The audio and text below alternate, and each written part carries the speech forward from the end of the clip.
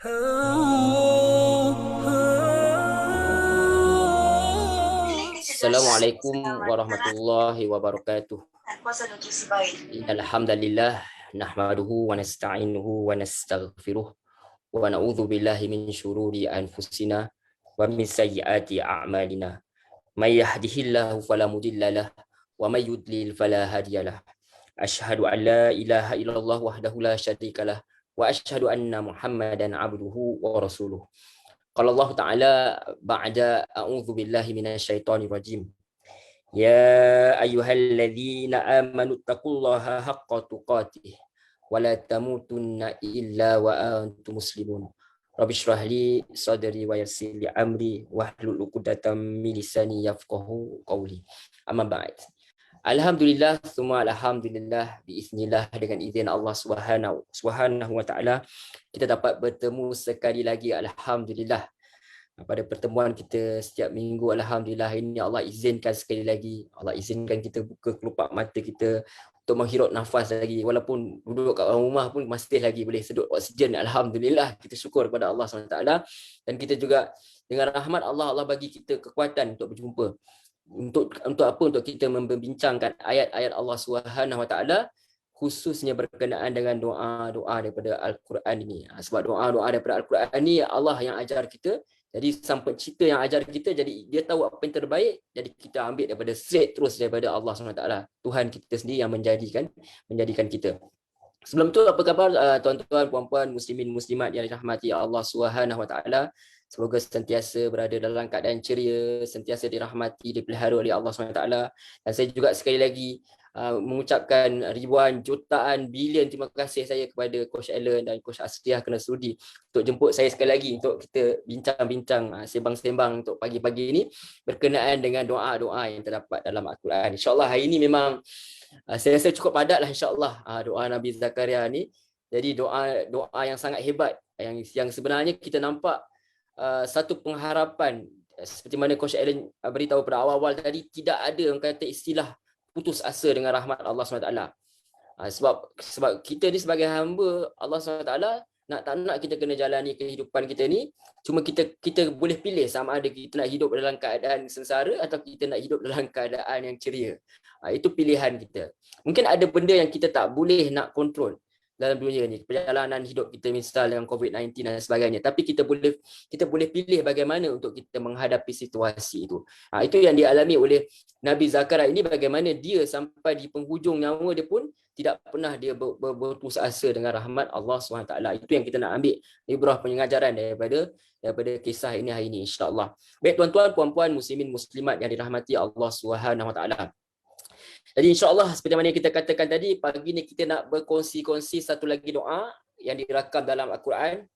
Sebuah doa yang bagi saya secara peribadinya sangat syahdu lah, sangat menyayat hati. Itu dia, merakamkan doa seorang hamba yang Allah SWT sendiri iktiraf beliau itu sebagai seorang hamba. Allah iktiraf dia sebagai hamba. Bila hamba tu maksudnya orang yang sanggup buat apa saja untuk Allah SWT, apa yang Allah SWT cakap itu betul. Apa sahaja, itu hamba. Bagaimana individu ini kita lihat dia mohon dengan penuh pengharapan tapi tidak ada paksaan. Mengharap tapi tidak memaksa. Inilah doa seorang nabi yang sangat mulia. Nama dia Zakaria alaihissalam. Doa ini dirakamkan dalam surah yang kita nak lihat ni, surah Maryam. Dalam surah Maryam. Doa ini juga sebenarnya yang akan sama ni ada juga sebelum ni dalam surah Ali Imran. Tapi dalam surah Maryam ni lagi elaborate lah, dengan nampaklah yang bahawa Nabi Zakaria benar-benar memerlukan perkara ni. Jadi yang menariknya, awal-awal sebelum Allah SWT rakamkan, paparkan doa tersebut, Allah sebut tentang hamba dia ni. Allah berfirman dalam ayat kedua daripada surah Maryam, Allah kata, Zikru rahmati rabbika abdahu Zakaria. Penyebutan tentang rahmat Tuhanmu, wahai Muhammad, tentang siapa? Hambanya Zakaria. Allah sebut jelas-jelas. Allah sebut ni tentang hambaku.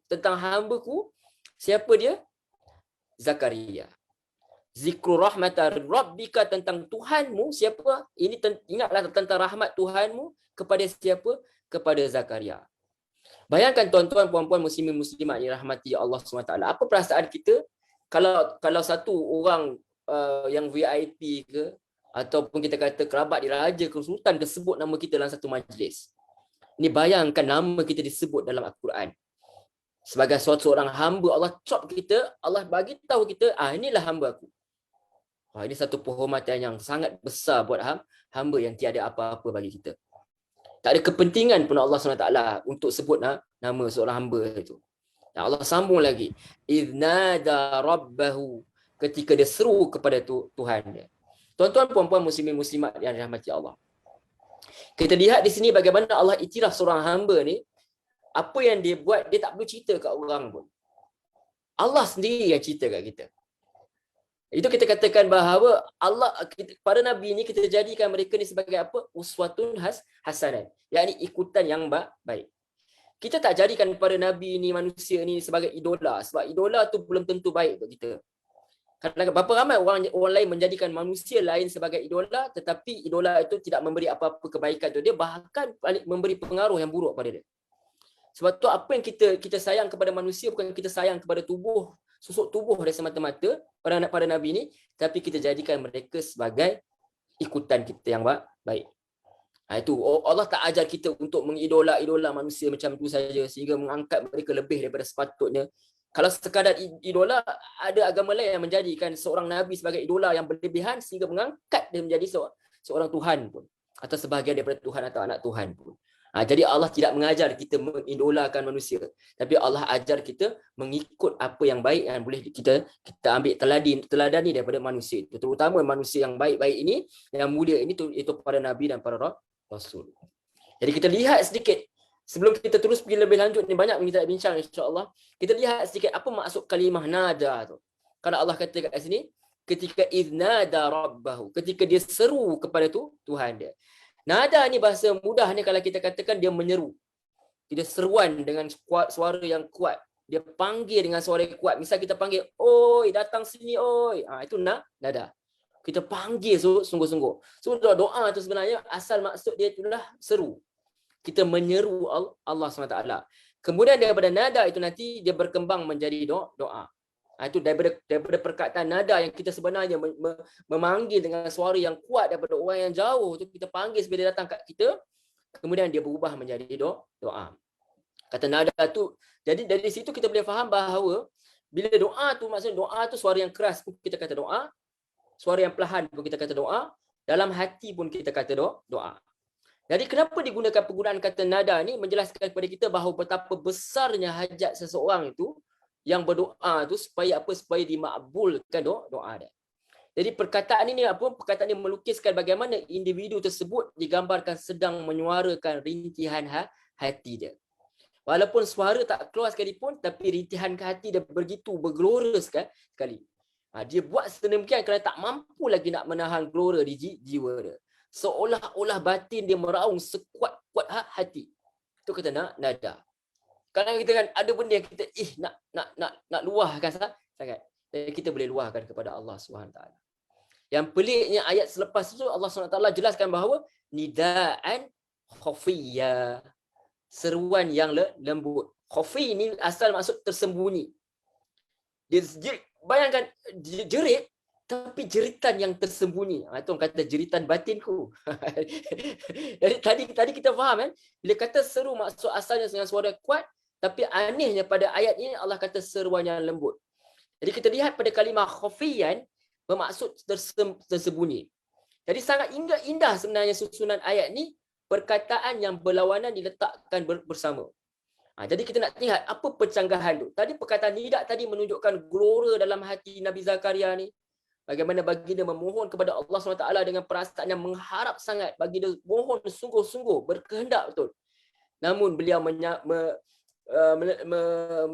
meletakkan perasaan dia, menyampaikan perasaan dia yang membuak-buak itu dengan cara apa? Dengan suara yang lembut, tidak ada paksaan. Bahkan tidak ada orang kata menyalahkan Allah SWT dan sebagainya. Kadang-kadang kita lihat kan, dalam drama-drama kita, kadang-kadang kita kata, apalah ya Allah dosa aku, apa aku diuji sebegini. Kalaulah kerana dosa kita Allah nak uji, kalau nak balas siap satu, maka kita tak boleh nak berjalan. Allah SWT dengan rahmat banyak yang dia diamkan saja. Itu yang kita masih lagi boleh berdiri ni. Kita boleh gelak-gelak ni sebab apa? Sebab Allah SWT rahmat. Dia maafkan kita sahaja. Ada yang kita tak sempat, kita pun dah lupa apa kita buat pun. Tapi Allah dengan rahmat dia, mungkin dengan kebaikan kita menutup apa dosa kita, itu kebaikan Allah SWT. Jadi ada penafsir Al-Quran dia kata bahawa doa Nabi Zakaria AS ni diajukan ketika bila? Ketika malam, ketika manusia lain sedang tidur, itu waktu qiyamul lail lah, itu antara pandangan dia, wallahu a'lam.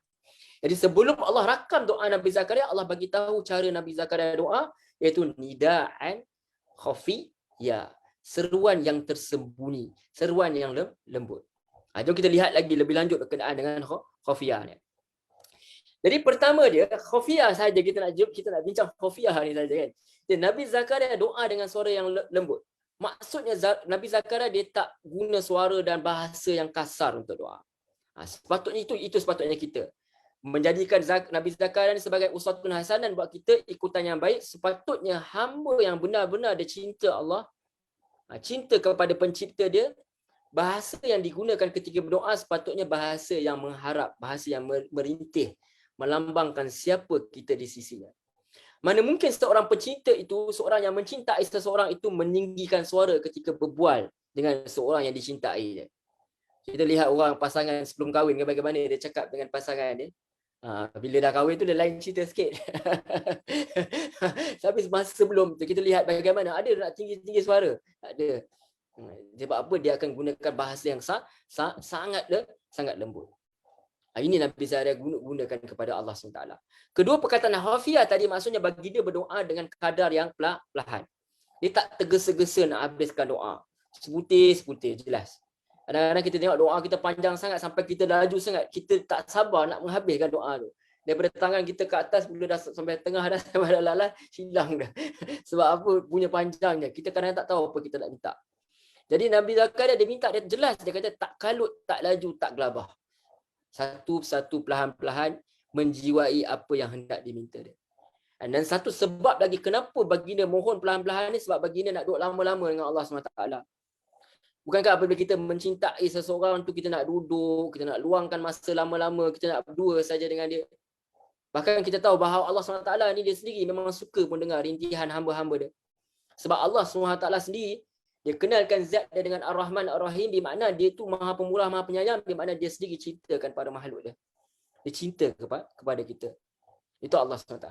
Dengan syarat apa, tuan-tuan, puan-puan muslimin muslimat yang rahmati Allah, dengan syarat kita sendiri sudi nak terima cinta daripada Sang Pencipta ni. Kita lihat Musa AS. Ketika dia berkata-kata dengan Allah di lembah suci tua tu, Allah SWT tanya kat dia, apa ada kat tangan baginda? Tu nama baginda bukan sekadar bagi tahu apa ada kat, dia bukan sekadar bagi tahu ni tongkat Tuhan. Dia tak cakap macam tu. Dia bagi tahu ni tongkat, dia bagi tahu apa dia buat dengan tongkat. Menunjukkan bahawa dia keterujaan baginda nak bersama dengan Allah SWT, Nabi Musa AS. Kalau boleh nak buat lama-lama dengan Allah SWT. Baginda rasa kelazatan iman tu. Berasa kelazatan bersama dengan Allah SWT. Itu yang dirasai juga oleh Nabi Zakaria. Jadi dia berdoa dengan satu-satu sebutir-sebutir supaya apa, masa yang dia ada dengan Allah SWT tu dipanjangkan. Itu kata munajat kepada Allah SWT. Ketiganya khafiyah juga bermaksud senyap, rahsia. Maksudnya doa Nabi Zakaria ni dia sebut dalam keadaan tiada siapa pun yang tahu. Dia tak cerita kat orang. Kalau dia cerita kat orang pun, umum kata bayangkan 90 tahun kita cerita kat orang, aku nak semalam aku minta kat Tuhan, aku minta anak. Orang kata, "Hai, doa-doa lah, nak tunggu mesti dia lah nak mati, ciki anak apa lagi." Orang nak cakap kita, dia tak cerita kat orang. Ada benda peribadi kita tak cerita kat orang. Jadi disebut dalam keadaan tak ada siapa pun tahu. So Nabi Zakaria duduk seorang diri, dia ungkapkan seorang diri, tak ada siapa tahu. Hanya dia dengan Tuhan. Menggambarkan betapa cinta itu sebenarnya sesuatu yang rahsia. Kita sayang kat pasangan, kita tak perlu pun kita nak cerita kat orang. Kepada cintaku hari ini aku dah menyahadiahkan ni. Itu kalau dah cerita tu belum tentu cinta lagi tu. Tu cerita kat orang. Cinta ni tak cukup. Orang yang dengan kita tahu dah cukup dah. Tak perlu cerita kat orang. Especially kalau orang perempuan cerita lebih-lebih pasal suami dia pula, nanti orang lain minat pula kan. Dia tak payah cerita. Senyap-senyap sudah. Suami baik saya duk cerita kat orang tak payah cerita. Hanya biar kita je yang tahu. Jadi hanya kita sepatutnya yang tahu betapa kita mencintai dia. Tak ada siapa pun yang mengetahui sedalam dan segelora mana cinta itu dalam diri kita. Jadi sebelum kita lihat doa baginda nanti, kita jelas bahawa doa ni sejenis doa yang hanya hubungan dia, pengaduan dia hanya kepada Allah SWT semata-mata. Dan kita tahu doa ini ada satu doa yang mustahil. Sebab apa Nabi Zakaria ni minta saat sedang dia pun dah usia sangat lanjut, badan dia dah lemah, isteri dia pula tak mampu nak melahirkan anak, dan beliau juga kita kata tadi sangat-sangat tua. Jadi saat Allah nak makbulkan, kalau Allah makbulkan doa ini dikira sebagai mukjizat, satu keajaiban oleh Allah SWT. Tapi apa yang boleh kita belajar dari sebalik doa ini sebagai hamba, ada dua elemen sebenarnya. Satu, apa elemen yang ada pada doa Nabi Zakaria ini? Mustahil. Kedua, terlambat. Mustahil dan lambat. Sebab usia dah lanjut sangat ni. Tapi dua elemen ni kita kata relevan hanya untuk kita sahaja sebagai manusia. Istilah lambat, istilah mustahil itu manusia. Di sisi Allah dia tak ada istilah mustahil, di sisi Allah dia tak ada istilah lambat. Allah dia tak pernah menangguhkan jawapan, cuma cara Allah nak menjawab itu terpulang kepada kebijaksanaan Allah SWT. Allah sendiri tahu bila waktu yang tepat dia nak jawab doa kita. It's just only a matter of time sahaja sebenarnya. Yang lain ialah terserah kepada Allah SWT dan cara Allah nak jawab doa kita. Sebab tu ada hadis Nabi daripada Abu Hurairah radhiyallahu anhu, Nabi SAW sabda, la yazalu yustajabu lil abdi ma lam yad'u bi ithmin aw qati'ati rahimin ma lam yasta'jil. Qila ya Rasulullah mal istijal? Qala yaqulu qad da'autu wa qad da'autu falam ara yastajibu li fayastahsiru 'inda dhalika wa yad'u du'a. Doa seorang hamba itu kata Nabi SAW akan sentiasa dikabulkan, dimakbulkan Allah SWT. Selama dia berdoa bukan untuk keburukan, selama dia tidak berdoa untuk memutuskan tali silaturahim, dan selama dia tidak tergesa-gesa dalam doa. Kemudian seseorang bertanya, ya Rasulullah, apa yang dimaksudkan dengan tergesa-gesa ni? Kemudian Rasulullah jawab, itu seorang yang berkata, sungguh aku dah doa dah. Aku dah doa dah. Tapi aku tengok doa aku tak makbul. Lalu dia rasa penat, dia rasa letih, dia rasa bosan, dia rasa jenuh, dia tinggalkan doa tersebut. Hadis riwayat Muslim. Maka yang menyebabkan doa itu tidak dimakbulkan bukan Allah SWT, tapi doa itu tak makbulkan sebab kita sendiri jemu untuk meminta kepada Allah SWT. Kita sendiri jemu hendak bercakap-cakap, berbicara dengan Tuhan kita sendiri. Sedangkan kita tak pernah rasa jemu untuk scroll. Jadi kita sebenarnya tak pernah penat pun dengan di media sosial. Kita tak pernah. Itu orang kata tak pernah rasa penat, tapi kita dengan Allah SWT, kita rasa penat, Allah tak pernah jawab doa kita. Kita rasakan Allah tak pernah jawab doa kita. Kita lihat kepada Nabi Zakaria ni, kita lihat terus kepada doa dia. Apa Nabi Zakaria kata? Allah cerita, qala. Dia kata, Rabbi, Tuhanku. Itu sahaja dia kata. Qala Rabbi, Rabbi, Tuhan. Demikianlah beliau tak gunakan, bagi dia tak guna perkataan wahai ya Rabb, dia tak ada. Kalau kita lihat, saya cuba perhati seolah-olah macam bila diceritakan berkenaan dengan orang-orang yang rapat dengan Allah SWT, dia perkataan harfun nida tu ya tu memang hampir tiada. Mungkin tuan-tuan boleh rujuk cari sendiri insya-Allah. Tapi kebanyakan bila keluar doa pada Nabi, mereka tak sebut ya, seolah-olah dia tahu Allah SWT ni tidak perlu dipanggil lagi. Sebab Allah SWT itu maha mendengar. Cukup sekadar sebut Rabbi, wahai Tuhanku. Kita sendiri pun tak pernah panggil pasangan kita ya ya kan, kita tak panggil ya kan, kita tak ada panggil dia tahu dah, kita panggil nama dia pun dia tahu dah kita tengah panggil dia. Jadi begitu kita tengok orang yang rapat dengan Allah SWT ni, dia kata Rabbi, Tuhanku. Apa dia kata? Ini sesungguhnya aku, wahanal azmu minni. Sesungguhnya aku tulang aku ni dah reput. Sebenarnya kalau ikutkan azmu ni, al-azmu ni, tulang ni ada banyak. Tapi di sini Nabi Zakaria dia guna satu perkataan saja. Al-azmu menunjukkan mufrad, bermakna singular. Menunjukkan seolah-olah tulang ni dah jadi macam satu. Bila dia dah jadi macam satu, dia bergerak tu pun dah ada dia punya ensel tu dah berkarat dah macam tu. Seolah-olah dah jadi bergerak satu je. Kan kita tahu kalau orang bungkuk macam mana dia jadi jalan dia jadi macam tu je. Itu maksud dia. Jadi seolah-olah tulang yang banyak ni dah tak ada fungsi dah. Dah tinggal jadi macam tu saja. So, bagi dia mengadu bahawa dia dah lemah sangat dah. Kalau kita kata nak bangun pun susah lah kalau kita sudah tua sangat. Jadi apabila kata macam tu, seolah-olah Nabi Zakaria nak kata bahawa seolah-olah badan dia ni, dia katakan minni kan, daripada aku, maksud tulang-tulang ni datang daripada aku ni, maksudnya biasa kiasan dia seolah-olah kalau bahasa kita, orang putih kata my body has betrayed me. Dia dah tak berfungsi seperti sepatutnya. Itu sebenarnya keadaan yang Nabi Zakaria rasakan. Kemudian dia kata apa? Washta'ala ra'su syaiba. Dah menyala-nyala dah. Itu kata. Perkataan yang digunakan memang betul-betul menggambarkan diri dia. Washta'ala di sini maksudnya menyala. Digunakan selalunya untuk api lah. Jadi kenapa Nabi Zakaria guna perkataan perkataan yang sangat dramatik ini, sangat orang kata syahdu ini, sebab baginya nak bagi tahu bahawa dia punya kepala dah penuh dengan uban. Dan bila kita tahu api ni bila kata menyala, dia bukan menyala macam tu je, dia akan membakar yang lain. Seolah makna kata kawasan uban ni dah semakin lama semakin merebak di sekitar dia.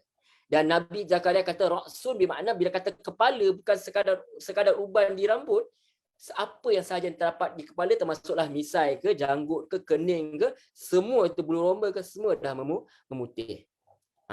Itu kita katakan. Bagaimana Nabi Zakaria cerita tentang keadaan diri dia. Maka bila kita nak doa, kita nak satu benda, kita cerita kepada Allah SWT kelemahan diri kita. Kita bukan kata, ya Allah berkat dengan usaha aku, ya Allah kau bantulah aku, ya Allah berkat aku, ya Allah. Kita masih cerita pasal diri kita. Kita masih angkat diri kita. Bagaimana mungkin Allah SWT nak makbulkan doa kita sedangkan kita masih ada sekelumit perasaan mengangkat diri kita kepada Allah SWT.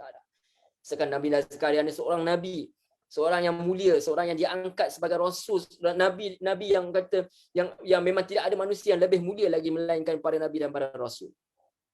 Jadi kalau kita lemah, kita tak boleh cari kerja, zaman COVID-19 ni kita hilang pekerjaan, atau kita hilang orang-orang yang kita sayangi, kita miskin, kita apa sahaja kesusahan yang kita ada, kita sakit, maka kita adukan kepada Allah SWT.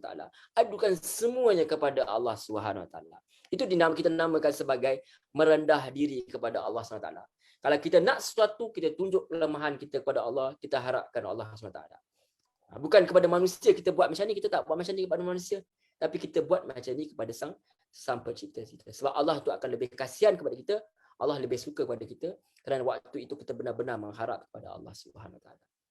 Walam akun bidu'aika rabbi. Dan belum pernah aku dalam berdoa kepada kamu.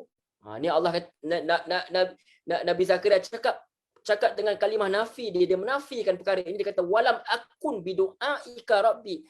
Aku dalam, dan tidak pernah aku ini ketika berdoa kepada kamu, belum pernah apa tuan-tuan puan-puan? Syaqiyya. Belum pernah hampa. Syaqiyya ni tuan-tuan puan-puan muslimin muslimat, asal maksudnya nasib malang. Yakni tak dapat apa yang dihajati. Maka Nabi Zakaria AS dia mengaku depan Allah SWT, dia kata baginda tak pernah kecewa pun dalam doa kepada Allah SWT. Bagi baginda apa yang baginda minta, baginda akan dapat. Jadi tak semestinya kita tahu baginda akan dapat apa saja yang baginda minta. Kadang-kadang Allah akan tukar yang lebih sesuai bagi dia. Jadi baginda hendak kata bahawa baginda tidak pernah, bukan dia tak pernah tak dapat apa yang dia minta, tapi bagi dia apa yang dia minta mesti ada manfaat. Dia sentiasa, walaupun doa tu tak dimakbulkan directly, tetapi bagi dia sentiasa dapat manfaat daripada apa yang dia doakan. Sebab Allah dah bagi dia banyak nikmat, termasuk nikmat yang paling besar ialah beliau tu dilantik sebagai Nabi. Apa lagi nikmat yang paling besar lagi kalau tidak menjadi seorang Nabi, untuk orang yang dekat pilihan Allah SWT. Itu cara kita doa. Kita cerita pasal kelemahan diri, kita cerita berkenaan kelebihan-kelebihan yang Allah SWT bagi tahu kepada kita. Kita puji Allah SWT. Allah suka kita puji dia. Kalau dengan manusia kan kita macam tu. Kalau kita selalu minta tolong kat orang, kau ni dah banyak tolong aku. Kau ni baik lah, handsome lah. Aku tengok muka makin kaya kau sekarang. Allah buat murah akan rezeki. Mungkin sebab kau murah. Mungkin sebab kau pemurah kot. Hari ni aku nak minta tolong sikit kat kau boleh.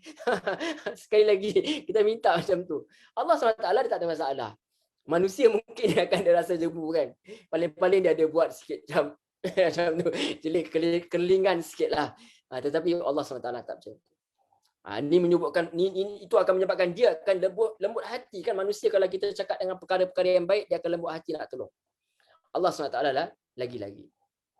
Jadi bagi Nabi Zakaria daripada muda sampailah ketua, Tentu saja bukanlah ini bukan pertama kali Nabi Zakaria minta dapat zuriat, tentu saja. Takkanlah first time tiba-tiba terfikir nak ada anak, takkan.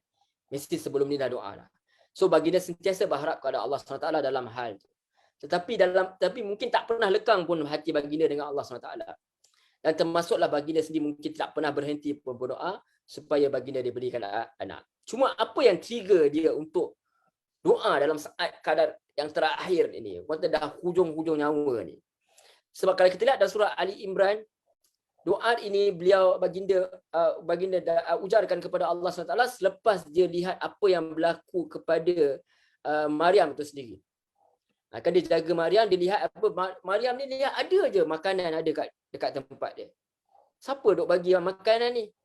Akan apa kata Maryam lebih kurang Allah SWT tu bagi rezeki kepada manusia itu tanpa hisap, lebih kurang macam tu.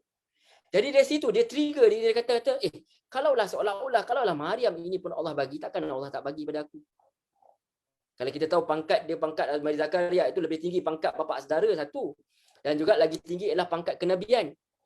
Dan di sini juga kita dapat lihat bahawa kelembutan Nabi Zakaria ni tak kisah pengajaran tu dia boleh dapat daripada siapa pun. Dia tak perlu tunggu orang kata dapat direct terus daripada Jibril baru dia nak terima, tak. Dia lihat daripada Maryam pun bagi itu adalah satu pengajaran. Ini menunjukkan bahawa lembutnya hati Nabi Zakaria tu. Kalau kita aku dah Nabi, takkan aku nak ikut. Come on. Maryam, aku yang jaga dia. Kita tak macam tu. Itu menunjukkan bahawa bagaimana seorang Nabi ni dia boleh mengambil pengajaran bagi siapa, apa sahaja yang dia belajar, itu datang. Kalau baik itu semua datang daripada Allah Subhanahu Wa Taala. Itu juga sebagai nak menunjukkan bahawa orang jenis inilah Allah SWT akan sentiasa dengar. Sebab tidak ada sekelumit langsung rasa sombong mengangkat diri dalam diri dia. Maka apabila baginda lihat pada Maryam itu, baginda dah sedar, baginda dapat satu azam baru lagi untuk doa kepada Allah SWT. Maknanya tak rugi pun kalau kita doa. Kalau tak dapat pun at least Allah akan balas dengan yang lain. Allah bagi pahala. Jadi tak rugi apa. So baginda selalu doa kepada Allah. Bila dia lihat Maryam ni dapat, ini menyebabkan memberi semangat baru, maka dia doa. Dia doa supaya Allah SWT bagi dia anak. Jadi wa inni, kata Nabi Zakaria, wa inni khiftul mawaliya min warai wa kanat imraati aqiran fahabli min ladunka waliya. Dan sesungguhnya aku rasa bimbang akan kecuaian kaum kerabatku nak sempurnakan tugas-tugas agama sepeninggalanku nanti. Dan isteriku pula adalah seorang yang mandul. Oleh itu kurniakanlah daku dari sisimu seorang anak. Dan dijelaskan sini, waliyah ni sini anak lelaki lah. Sebab nak menjalankan tugas dia untuk berdakwah ni. Sebagai seorang Nabi lah. Ini kata kita minta. Directly kalau pada Mufasir dia kata memang dia minta supaya anak dia jadi Nabi lah. Jadi kalimah al-mawali merujuk kepada wali. Yang boleh jadi bukan anak sendiri pun. Mungkin boleh terdiri daripada sepupu, pakcik dan sebagainya. Boleh merujuk kepada anak-anak murid, anak-anak buah. Jadi dia itu orang sepatutnya kepercayaan atau sebagai pengganti dia. Maksudnya baginda tak yakin bahawa mereka ni, mawali ni boleh meneruskan kerja-kerja agama sebab baginda tak ada nanti. Baginda nampak macam mereka ni tak beria mana dah nak jaga agama. Kita tahu pun Nabi Zakaria ni zaman sebelum, tak lama lepas tu Nabi Isa pula lahir kan. Jadi kita dah nampak ada penentangan terhadap agama Allah tu. Jadi Nabi Zakaria rasa dia tak ada anak. Jadi kalau ada anak ni dia boleh directly didik terus daripada dia kan. Sebab kalau anak orang lain masih lagi dia ada ayah yang mempengaruhi budak tu. Jadi dia nak kena ada anak sendiri. Jadi baginda dah yakin dah dengan mereka nak teruskan dakwah, maka apa mereka risau, apa yang kerisauan dia risau tak ada orang nak bawa agama Allah, maka dia minta supaya dia ada anak sendiri sebagai pengganti tu tugas dia. Dia kata fahabli, maka bagilah aku min ladunka daripada sisimu waliya, seorang anak sebagai pengganti. Baginda berharap kepada Allah SWT, walaupun baginda tahu diri dia dah tua sangat dah. Isteri baginda pun tak boleh dapat anak. Tapi baginda bukan mohon tentang kekuatan diri, tapi baginda mohon tentang kudrat kuasa Allah SWT. Baginda tahu baginda lemah, tapi baginda tahu Allah tak lemah. Kita katakan tadi. Baginda tahu Nina lambat, tapi daripada Allah tidak terikat dengan masa. Itu dia. So apabila digunakan kalimah hab, merujuk pada pemberian hadiah yang tidak mengharapkan balasan. Apabila seseorang yang memberi sahaja tanpa mengharap balasan, itu dinamakan hadiah. Jadi Allah tu bagi sahaja macam itu saja. Dan kita mohon kepada Allah satu hadiah daripada Allah. Dan tentu saja anak itu adalah satu hadiah yang sangat istimewa. Sebab anak itu adalah pelaburan kita di hari akhirat. Kalau kita lihat dari sudut agama, Nabi sendiri kata pahala terputus kecuali 3 perkara saja. Iaitu anak soleh yang berdoa pada ibu bapa dia, anak yang beramal ibadah yang soleh, dan juga kita juga akan dapat saham daripada anak tersebut. Walaupun ini berkenaan dengan anak, ini suatu bukan semestinya anak lah, kita boleh minta apa saja yang kita benar-benar mahu. Cumanya ketika kisah Nabi ini, konteks Nabi Zakaria yang dia benar-benar perlukan ialah anak untuk menyambung tugas dakwah. Wallahu a'lam. Jadi kalimah min ladunka, bila Nabi Zakaria kata min ladunka, dari sisi kau, ini menunjukkan bahawa hanya Allah SWT sahaja yang boleh bagi jalan keluar kepada masalah yang Nabi Zakaria alami ini. Jadi kita pun kata macam itulah, apa sahaja masalah kita, kita tahu siapa yang boleh selesaikan, Allah SWT. Allah SWT.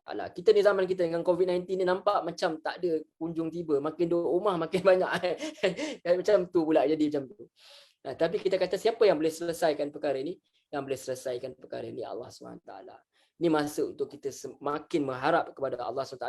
Semakin kita sedar bahawa ikhtiar kita, sama ada kita vaksin dan sebagainya, itu hanya ikhtiar kita. Ikhtiar Allah suruh kita ikhtiar. Tapi at the end of the day, siapa yang mampu melindungi kita dan merahmati kita hanya Allah SWT. So Nabi Zakaria kata, yarisuni wa yarisu min ali Ya'qub waja'alahu rabbi radiyya. Yang layak mewarisi aku, yang layak mewarisi keluarga Nabi Ya'qub, dan jadikanlah dia, wahai Tuhanku, seorang yang diredai serta disukai. Waja'alahu rabbi radiyya, sebagai orang yang diredai. Yang dimasukkan di sini mengikut para mufassir penafsir Quran adalah kenabian. Sebab dalam kenabian itu ada ilmu, ada hikmah.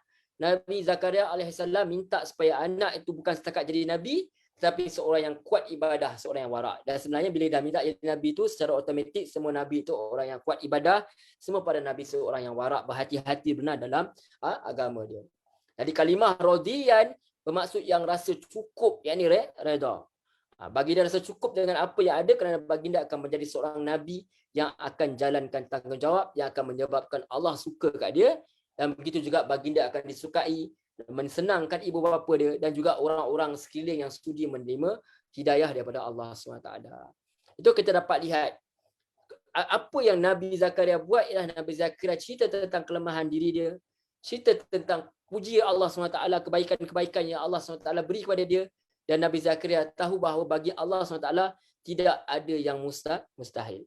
Jadi semoga kita dapat ambil cara-cara berdoa oleh Nabi Zakaria, kita boleh belajar dia daripada surah ini, dan semoga Allah SWT mengabulkan doa kita seperti mana Allah SWT mengabulkan doa Nabi Zakaria alaihissalam.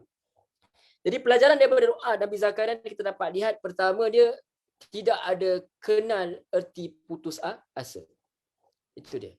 Tidak ada kenal reti rasa apa tu putus harapan, dan juga mesti kena ada sentiasa sangka baik kepada Allah SWT. Sebab tu dalam Quran Allah kata, ada rakam seorang nabi mengatakan bahawa kalau tak silap Nabi Ya'qub tak silap, apa tidaklah seorang tu berputus asa melainkan orang tu kufur. Maksudnya orang itu dia tak percaya kepada Allah SWT. Kufur ni maknanya orang yang tak percaya kepada Allah. Hanya orang yang tak percaya kepada Allah SWT sahaja dia tidak yakin Allah SWT akan jawab doa dia. Cuma kita katakan sebelum ini, dalam pertemuan sebelum ini, cara Allah makbulkan doa itu berbeza-bezalah. Ada cara Allah SWT jawab terus doa tu. Ada cara Allah jawabkan doa itu dalam bentuk lain. Misal kita katakan kita minta kerja kat tempat tu, tapi kita tak dapat kerja kat tempat tu, kita dapat kerja tempat lain. Okeylah tu. Dapat juga. Ada yang memang Allah tak bagi pun, tapi Allah bagi cara lain, kita create kerja sendiri pula. Kerja tak dapat, kita create kerja sendiri. Jadi orang kata kerja sendiri, okey, Allah masih bagi kita rezeki. Allah bagi masih lagi apa yang kita nak. Ada yang memang Allah tak bagi pun. Kita hidup susah dan sebagainya, Allah ganti sebagai apa? Pahala. Ada juga dalam hadis, Allah jauhkan kita daripada perkara-perkara yang memberi keburukan kepada kita. Itu juga antara cara Allah mengabulkan doa. Elok-elok kita nak accident ke apa? Sebab apa? Sebab Allah tak makbulkan doa, Allah alih sebagai perisai kita daripada kita accident misalnya. Itu cara Allah makbulkan doa. Tapi Allah jawab. Benda tu Allah bukan letak macam tu, Allah tak. Allah tetap jawab, tapi cara yang Allah nak jawab tu cara yang Allah dengan ilmu Allah Subhanahu Wa Taala. Jadi itu pertama, kita tidak ada rasa putus asa dengan Allah SWT. Dan juga kita kena sedar bahawa soal mustahil, soal lambat itu bukan soal dia. Itu pagi kita. Cumanya lambat bila? Lambat bila dah sampai kerongkong. Itu lambat. Yang itu Nabi kata setiap orang tu bila dia nak minta ampun kepada Allah SWT, Allah akan sentiasa ampunkan melainkan bila dah sampai kerongkong. Sampai kerongkong tu maksudnya dah tu. Bukan atas katil tau. Atas katil tu kita dah nak, kita macam sakit ke apa, yang tu boleh lagi. Tak ada masalah. Yang kita kata aku ni letak katil tak ada taubat dah. Yang tu belum sampai kerongkong lagi. Itu boleh lagi. Boleh tengok lagi, boleh apa, boleh tengok media sosial lagi, tak ada masalah lagi. Boleh scroll tu masih okey lah tu. Tak ada masalah. Jadi masih lagi.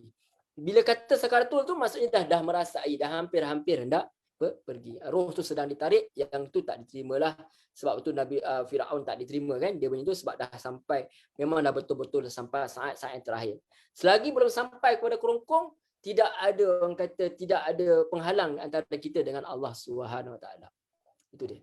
Doa apa? Doa minta keampunan kepada Allah SWT tidak ada penghalang. Yang mustahil lewat itu hanya ada pada manusia, mustahil dan lewat tidak ada pada Allah SWT. Sebab lewat itu Allah itu tidak terikat dengan masa. Ya, itu dia. Dan satu lagi, bila kita doa, kita kena tunjukkan benar-benar yang kita nak doa tersebut. Kita kena tunjuk. Bukan kita sekadar kita baca, kadang kita lihat orang baca laju panjang sangat, dan laju kadang-kadang tak dengar butir apa dia cakap tu. Sebab kita terlampau mengejarkan kata benda yang formality tu, nak baca doa tu, sehingga kan kita kadang-kadang tak tahu pun apa orang tu doa kita. Jadi kita yang kata kena tahu, kena ada perasaan bila kita minta. Kalau kita nak minta manusia mesti ada eye contact dan sebagainya. Kepada Allah SWT lagi-lagilah sepatutnya kita kena tunjuk yang kita berminat. Seperti mana Nabi Zakaria ni. Kena bagi tahu tentang kelemahan diri kita, kena bagi tahu tentang apa yang kita nak itu. Dan juga jangan lupa puji Allah SWT. Jangan pernah kita kata ke Allah SWT, ya Allah kenapalah kau buat aku macam ni. Yang tu kita dah seolah-olah kita telah menyalahkan Allah SWT. Cuma kita boleh tanya, kalau paling-paling kita tanya, ya Allah apa? Tunjukkan aku hikmah ya Allah. Kebaikan di atas apa musibah kepada. Yang tu kita tak ada masalah. Itu kita minta petunjuk. Tapi nama nak menyalahkan Allah SWT, tidak sekali. Nabi Zakaria tak sebut langsung, ya Allah aku ini Nabi ya Allah. Dengan keberkatan, kemuliaan, kenabianku ya Allah. Maka tu makbul tak. Dia tak sebut sekali pangkat kenabian dia. Merendah dia di hadapan Allah. Kerana pangkat kenabian itu di sisi Allah tidak ada apa-apa. Di sisi kita muliakan pada Nabi. Tapi di sisi Allah, hanya Allah SWT yang lebih mulia daripada segala-galanya. Nabi Zakaria sedar bahawa dia hanyalah hamba dan dia memohon kepada Allah SWT dengan penuh kerendahan hati. Dan Allah SWT makbulkan doa dia. Itu dia. Mudah-mudahan Allah SWT makbulkan doa kita semua. Allah angkat segala wabak dan penyakit apa saja kesusahan daripada diri kita. Mudah-mudahan Allah bagi dia sebagai pahala, dan Allah lindung kita daripada segala bala bencana dan malapetaka. Amin. Ya Rabbal alamin. Saya rasa cukup dulu setakat ni perbincangan kita sesi pertama ni. Saya kembalikan kepada Coach Alan dan Coach Asliah. Silakan. Alhamdulillah, masya-Allah. Terima kasih Ustaz. Yalah, kita mula tengok topik dia ialah mohon zuriat, tapi bila kita pecahkan, bila kita lalui ni, kita tengok saya rasa macam saya ikut kursus marketing Ustaz.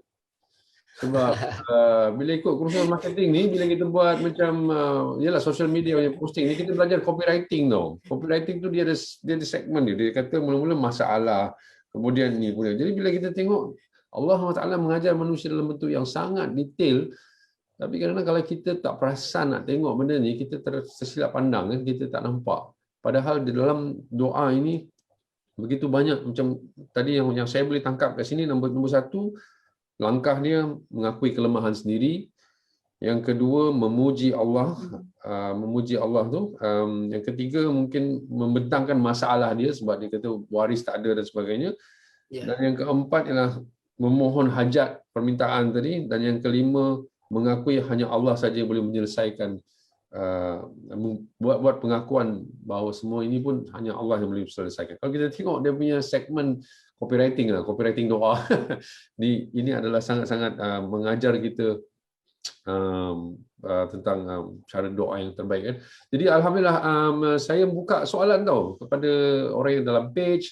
Silakan, inilah ambil peluang lah tentang doa ni, sebab kadang-kadang kita nak kata macam mana Ustaz, kita yalah cara doa macam mana pun kita diterima, tapi Allah pun mengajar kita, kerana kita clumsy lah, kalau dalam bahasa Inggeris tu clumsy, apa gopah dalam doa ni kan. Banyak lagi mengenai doa ni, kadang Nabi pernah tegur Aisyah, dia doa banyak, dan ada banyak juga kan. Jadi sebenarnya banyak tata tertib doa yang Allah suka kan. Jadi soalan pada Zoom, hai Cikgu Ali, apa khabar? First time tengok. Okey. Jadi sambil tunggu soalan tu, Ustaz, saya pun ada juga terfikir soalan ni, tapi tak tahu dia keluar sikit ke apa kan. Tapi macam ada juga orang yang bertawassul mengenai, ya Allah, aku dah buat benda-benda macam ni, aku dah buat benda macam ni. Macam tadi Nabi Zakaria tidak langsung menyebut dia sebagai aku dah buat macam ni kan. Tapi macam mana tentang macam, ya Allah, aku dah berusaha tinggalkan maksiat ni, adakah dibolehkan? Itu macam mana Ustaz? Ke topik ni besar lagi. Okey, kita jawab ringkas insya-Allah. Ya, itu hebatnya agama Allah SWT, dia penuh dengan praktikal. Jadi memang Nabi SAW dia tahu manusia ni dia ada kelemahan dia. Bukan semua orang seperti mana Nabi Zakaria, bukan semua orang seperti mana Nabi Ayub. Jadi ada ketikanya boleh dibenarkan untuk kita untuk bertawassul dengan amal-amal soleh kita. Misal kita kata, ya Allah, kerana hari itu aku dah buat macam ni, ya Allah SWT, maka aku dengan limpah kurniamu, kalau ada pahala maka kau tolonglah aku selesaikan masalah ni. Perkara-perkara tersebut boleh. Cumanya antara kita dengan Allah SWT ialah perasaan kita. Kalau selalu sangat kita menyebut tu, jadi perasaan kita seolah-olah kita letakkan Allah SWT tu setiap kali syarat dia. Tapi adakah benda tu daripada segi sudut fiqh, adakah benda tu salah? Tak, benda tu boleh. Cumanya kita di sisi Allah, tahap kita dengan Allah SWT itulah, pangkat kita dengan Allah SWT itu yang membezakan antara seorang tu. Kan syurga tu kan banyak pangkat dia kan. Kita di mana tu kita tak tahu. Jadi kalau kita lihat dari segi orang-orang yang soleh ni, mereka jaranglah buat perkara-perkara tersebut. Tetapi adakah benda tu salah? Tak salah. Sebab Nabi sendiri pun ada cerita benda tu. Tu lebih baik daripada kita bertawassul dengan orang yang dah mati ke, atau dengan perkara lain. Sebab Nabi tahu ada kecenderungan manusia untuk menjadikan sesuatu yang lain sebagai perantara, maka Nabi jadikan, okey, kalau nak buat perantara pun yang ini saja. Nabi letak siap-siap dah. Sebab manusia ada kecenderungan. Sebab kita kena faham konteks hadis, bila Nabi berbicara berkenaan hadis tawassul ini, sebab Nabi berbicara kepada orang ketika itu memang bertawassul menggunakan berhala. Jadi untuk menghilangkan perasaan itu, maka might as well you do this. Don't do that, do this. Ini Nabi bagi satu cara. Seperti mana Nabi bagi orang, seseorang hamba misalnya. Hamba itu bukan suatu benda yang dibolehkan dalam Islam. Tetapi dibolehkan kerana masyarakat ketika itu mengamalkan perkara tersebut. So mustahil untuk masyarakat ketika itu tidak mengamalkan perkara tersebut, maka dibenarkan. Sama juga macam tawassul juga. Tawassul ni bukanlah sesuatu yang kata yang sentiasa yang disuruh. Sedangkan tawassul yang paling elok ialah yang diceritakan dalam Quran. Apa dia? Tawassul dengan Asmaul Husna. Tetapi tetap ada jalan untuk ni. Untuk juga kita bertawassul dengan amal soleh. Sama dengan bernazar. Bernazar adalah satu perkara yang tidak digalakkan, dijelaskan betul dalam hadis. Tetapi boleh tak? Boleh. Dari sudut fiqh dia pun boleh.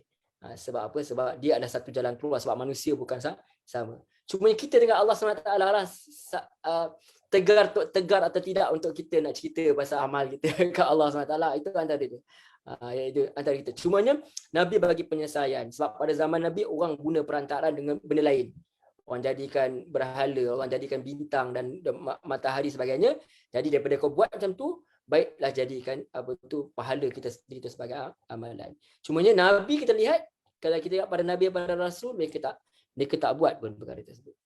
Mungkin ada yang buat, mungkin kita ada terlepas pandang, tapi dalam kes Nabi Zakaria dia tak buat. Sebab dia tak rasa bahawa amalan dia tu suatu benda yang boleh bantu dia. Itu seorang Nabi. Tapi boleh tak buat? Boleh. Memang Nabi ada. Bukan Nabi ajar sebenarnya, Nabi cerita. Nabi cerita berkenaan dengan 3 orang pemuda yang dia itu terkurung kat dalam gua. So bila dia cerita orang zaman-zaman dulu, Nabi cerita terkurung dalam gua. So salah seorang tu dia ada buat satu kerja. Dia bukan ada, dia ada pekerja. Pekerja tu dia dah tinggalkan, tak ambil upah. So dia kembangkan kambing semua tu sebagai upah, dia dah beranak pinak.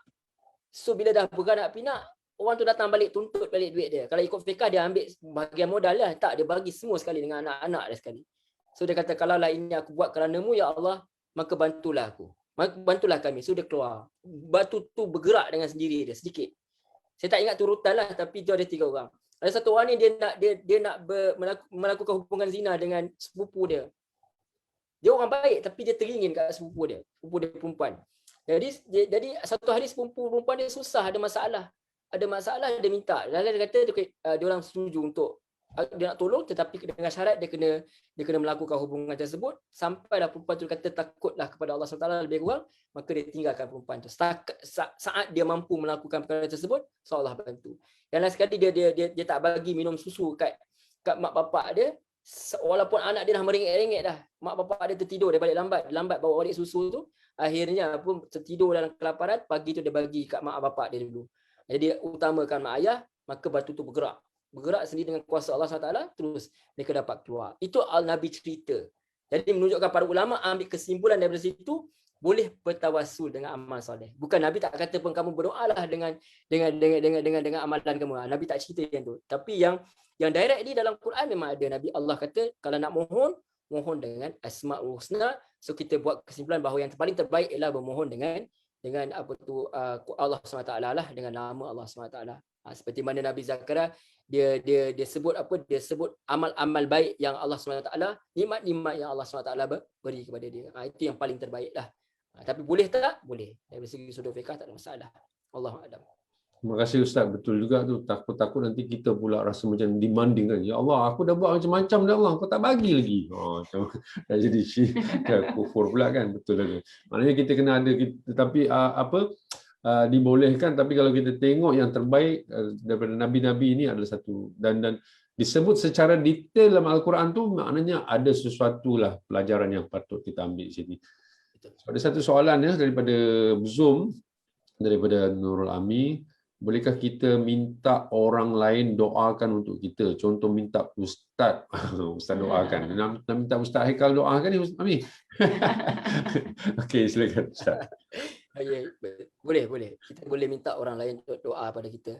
Misal dalam kes Wais Korni kan, yang kita bincangkan sebelum ni, daripada Umar sendiri minta supaya Wais Korni doakan. Okey, apa tujuan kita minta orang lain doa kepada kita? Ialah itu cara kita merendah diri kepada Allah SWT. Itu dia.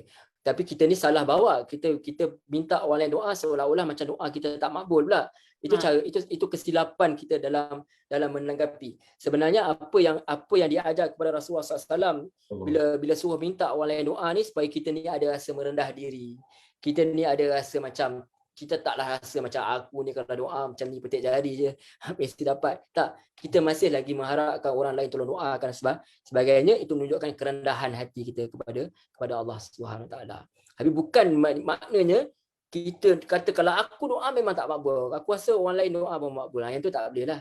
Yang tu seolah-olah kita menganggapkan dia pula sebagai kita punya perantara. Jadi kita tak boleh nak jadikan, sebab Allah keluarkan kita daripada berhala. Tetapi malangnya bila berhala tak ada, kita takut perkara-perkara lain pula yang kita jadikan seolah-olah sebagai berhala. Berhala ni diorang tak sembah berhala. Tanya orang-orang berhala, orang yang sembah berhala, dia tak sembah berhala. Dia jadikan berhala ni sebagai perantara. Dia perantara ni yang kita takutkan. Jangan sampai kita itikad kita berbeza. Minta doa untuk orang lain doa boleh, tak ada masalah. Lebih baik macam tu, supaya ramai orang yang boleh doa untuk kita. Tetapi jangan sampai kita meninggalkan doa kita sendiri tu kepada Allah SWT. Yang lain tu sebagai backup lah. Mudah-mudahan ada orang ni dia cepat sikit doa dia. Kita mungkin Allah makbul lambat sikit. Jadi kita minta lah orang yang boleh cepat-cepat sikit saya doakan kita. Itu tak ada masalah. Cuma saya nak tambah satu, saya mengenang apa yang Buya Hamka rahimahullah ta'ala dia pernah sebut lah. Tapi ini bukan menunjukkan bahawa menidakkan usaha. Maksudnya kalau dia kata zaman dia, kalau macam orang yang tak memiliki anak ke apa, kalau perlu usahalah. pergi jumpa dengan doktor dengan macam-macam kaedah sekarang yang ada, kita boleh buat perkara tersebut. Bahkan disuruh pun, digalakkan dalam Islam pun.